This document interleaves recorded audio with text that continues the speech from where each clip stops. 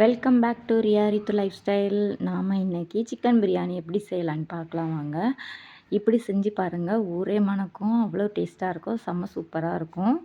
அதுக்கு ஃபஸ்ட்டு நான் வந்துட்டு ஆயில் கூட நெய் ஆட் பண்ணி ஸ்பைசஸ் எல்லாம் ஆட் பண்ணியிருக்கேன். இது வர்ற டைமில் நான் வந்துட்டு 1/4 kg சிக்கனில் நேரமே உப்பு, வத்தல், மஞ்சள் தூள், chicken masala, chilli chicken masala, ஹனியில் லெமன் ஜூஸ் எல்லாம் சேர்த்து மிக்ஸ் பண்ணி ஒரு மிக்சர் ரெடி பண்ணி வச்சுட்டேன். இப்போ ஸ்பைசஸ் நல்லா வெந்துடுச்சு. இந்த டைமில் கொஞ்சமாக முந்திரி ஆட் பண்ணியிருக்கேன்.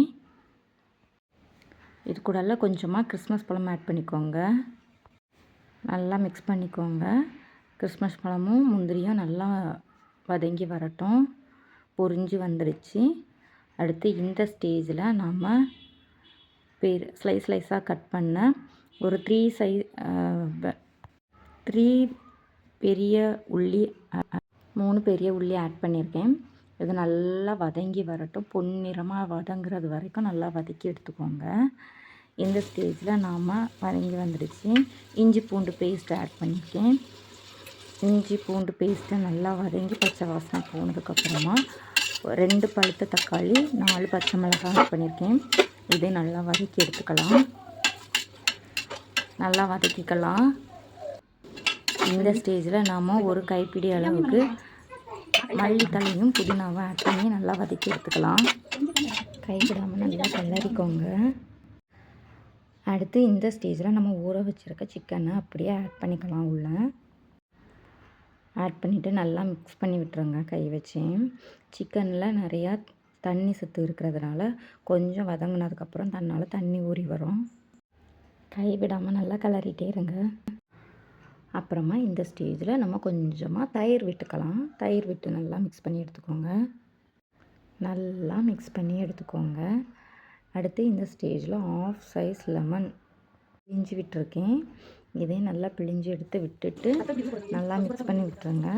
இப்போ லைட்டாக கொதி வந்துடுச்சு. இந்த ஸ்டேஜில் நம்ம ஸ்பைசஸ் எல்லாம் ஆட் பண்ணிக்கலாம். 1/2 ஸ்பூன் வத்தல் பொடி ஆட் பண்ணியிருக்கேன். அப்புறமா பிரியாணி மசாலா, இன்ஸ்டன்ட் பிரியாணி மசாலா கடையில் வாங்கியிருந்தேன், அதை தான் ஆட் பண்ணியிருக்கேன். ஒரு 2 டீஸ்பூன் கணக்கு பண்ணி ஆட் பண்ணியிருக்கேன். என்னோடய ரைஸ்க்கு தரப்பில் ஆட் பண்ணியிருக்கேன்.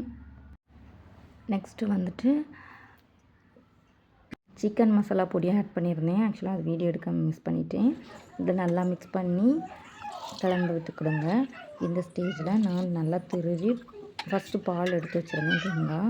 அந்த தேங்காய் பால் 1 கப் ஆட் பண்ணியிருக்கேன். தேங்காவை துருவி ஃபஸ்ட்டு பால் எடுத்து 1 கப் பால் எடுத்துருக்கேன், தேங்காய் பால். அது கூட நான் 4 கப் தண்ணி ஆட் பண்ணியிருக்கேன். தேவை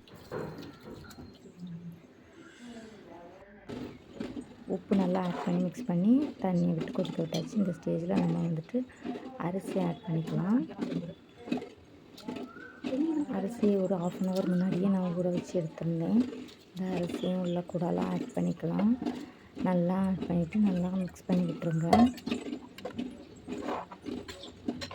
இந்த ஸ்டேஜில் நம்ம அடுப்பை மூடிடலாம்.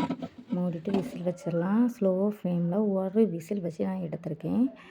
இப்போ எடுத்து ஓப்பன் பண்ணி பார்த்தாச்சு. ஓரளவு நல்லா குக் ஆகிடுச்சு. இந்த ஸ்டேஜில் நம்ம தம் போட்டுடலாம்.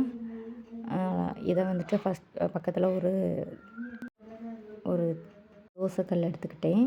அது மேலே இதை தூக்கி வச்சுட்டு ஒரு பிளேட் வச்சு ஒரு வெயிட் வச்சிடலாம். வச்சுட்டு ஒரு 20 மினிட்ஸ் ஸ்லோ ஃப்ளேம்லேயே விட்டுட்டேன். அப்புறம் எடுத்து பார்த்தப்போ சுவையான பிரியாணி ரெடி. இந்த வீடியோ உங்களுக்கு பிடிச்சிருந்தா எனக்கு சப்ஸ்கிரைப் பண்ணிட்டு லைக் பண்ணுங்கள்.